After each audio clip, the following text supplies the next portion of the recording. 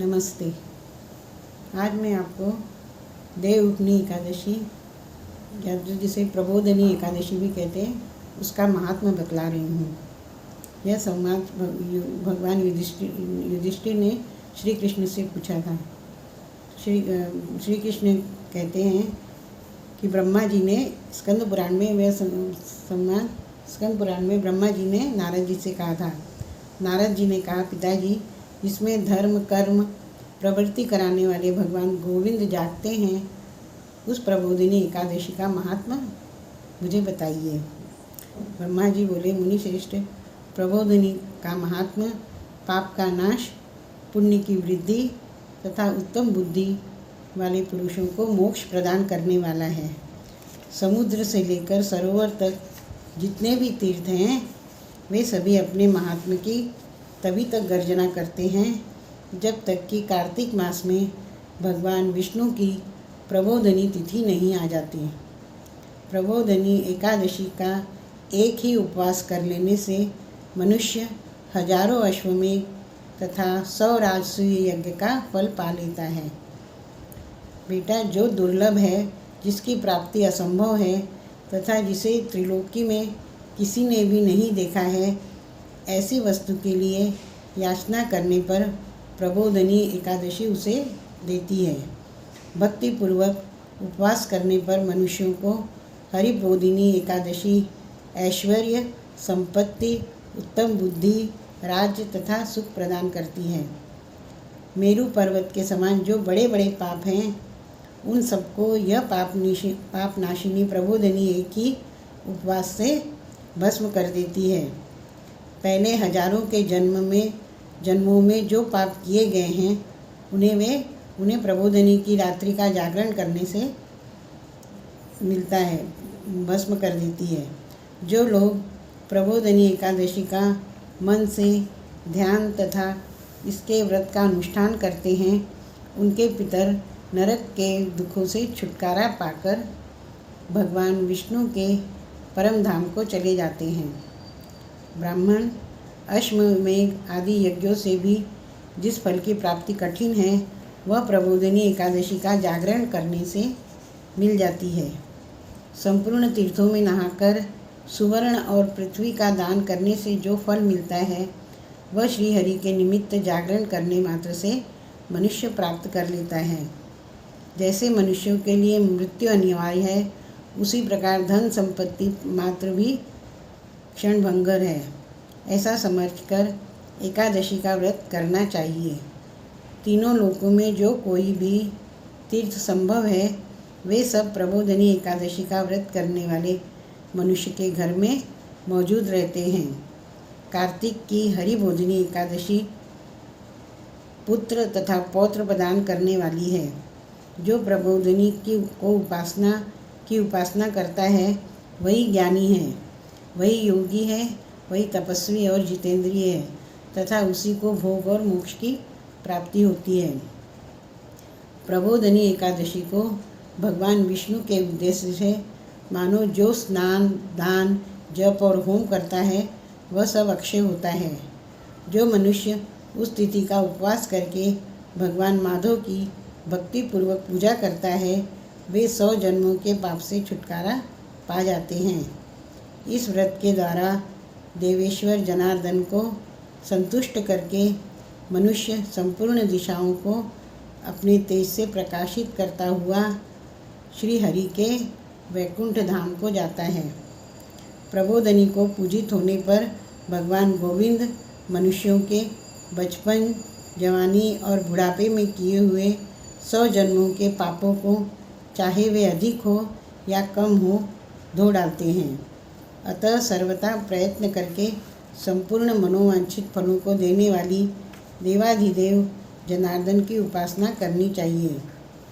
नारद, जो भगवान विष्णु के भजन में तत्पर होकर कार्तिक में पराये अन्न का त्याग करता है, वह चांद्रायण व्रत का फल प्राप्त पाता है। जो प्रतिदिन शास्त्रीय चर्चा से मनोरंजन करते हुए कार्तिक मास व्यतीत करता है, वह अपने संपूर्ण पापों को जला डालता है और 10,000 यज्ञों का फल प्राप्त करता है। कार्तिक मास में शास्त्रीय कथा के कहने से सुनने से भगवान मधुसूदन को जैसा संतोष होता है वैसा उन्हें यज्ञ दान अथवा जप आदि से भी नहीं होता। जो शुभ कर्म परायण पुरुष कार्तिक मास में एक या अधिक श्लोक भी भगवान विष्णु की कथा बाँचते हैं उन्हें 100 गोदान का फल मिलता है। महामुने कार्तिक में भगवान केशव के सामने शास्त्र का स्वाध्याय तथा श्रवण करना चाहिए। मुनि श्रेष्ठ, जो कार्तिक में कल्याण प्राप्ति के लोभ से श्री हरि की कथा का प्रबंध करता है वह अपनी 100 पीढ़ियों को तार देता है। जो मनुष्य सदा नियम पूर्वक कार्तिक मास में भगवान विष्णु की कथा सुनता है उसे सहस्त्र गोदान का फल मिलता है। जो प्रबोधिनी एकादशी के दिन श्री विष्णु की कथा का श्रवण करता है उसे 7 द्वीपों युक्त पृथ्वी दान करने का फल प्राप्त होता है। मुनि श्रेष्ठ, जो भगवान विष्णु की कथा सुनकर अपनी शक्ति के अनुसार कथावाचक की पूजा करते हैं उन्हें अक्षय लोक की प्राप्ति होती है। नारद, जो मनुष्य कार्तिक मास में भगवत संबंधी गीत और शास्त्र विनोद के द्वारा समय बिताता है उसकी पुनरावृत्ति मैंने नहीं देखी है। उन्हें जो पुण्यात्मा पुरुष भगवान के समक्ष गान नृत्य वाद्य और श्री विष्णु की कथा करता है वह तीनों लोकों के ऊपर विराजमान होता है। कार्तिक की प्रबोधिनी एकादशी के दिन बहुत से फल फूल कपूर अर्गजा और कुमकुम के द्वारा श्री हरि की पूजा करनी चाहिए। एकादशी आने पर धन की कंजूसी नहीं करनी चाहिए क्योंकि उस दिन दान आदि करने से असंख्य पुण्य की प्राप्ति होती है। प्रबोधिनी को जागरण के समय शंख में जल लेकर फल तथा नाना प्रकार के द्रव्यों के साथ जनार्दन को अर्घ्य देना चाहिए। संपूर्ण तीर्थों में स्नान करने और सब प्रकार के दान देने से जो फल मिलता है वह प्रबोधिनी एकादशी को अर्घ्य देने से करोड़ों गुना होकर प्राप्त होता है। देवर्षि अर्घ्य के पश्चात भोजन आच्छादन और दक्षिणा आदि के द्वारा भगवान विष्णु की प्रसन्नता के लिए गुरु की पूजा करनी चाहिए। जो मनुष्य उस दिन भागवत की कथा सुनता अथवा पुराण का पाठ करता है उसे एक एक अक्षर पर कपिला दान का फल मिलता है। मुनिश्रेष्ठ, कार्तिक में जो मनुष्य अपनी शक्ति के अनुसार शास्त्रोक्त रीति से वैष्णव व्रत का पालन करता है उसकी मुक्ति अविचल है। केतकी के एक पत्ते से जो पूजित होने पर भगवान गरुड़ ध्वज 1000 वर्ष तक अत्यंत तृप्त रहते हैं। जो अगस्त के फूल से भगवान जनार्दन की पूजा करता है उसके दर्शन मात्र से नरक की आग बुझ जाती है। वत्स, जो कार्तिक में भगवान जनार्दन को तुलसी के पत्र और पुष्प अर्पण करते हैं उनका जन्म भरण का किया हुआ सारा पाप भस्म हो जाता है।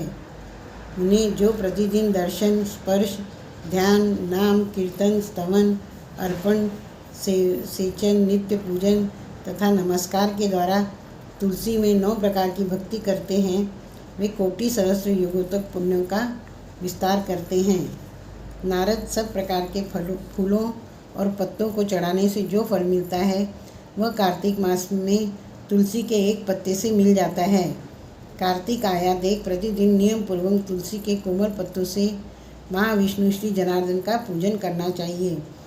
100 यज्ञों द्वारा देवताओं का यजन करने और अनेक प्रकार के दान देने से जो पुण्य होता है वह कार्तिक मास में तुलसी दल मात्र से केशव की पूजा करने पर प्राप्त हो जाता है।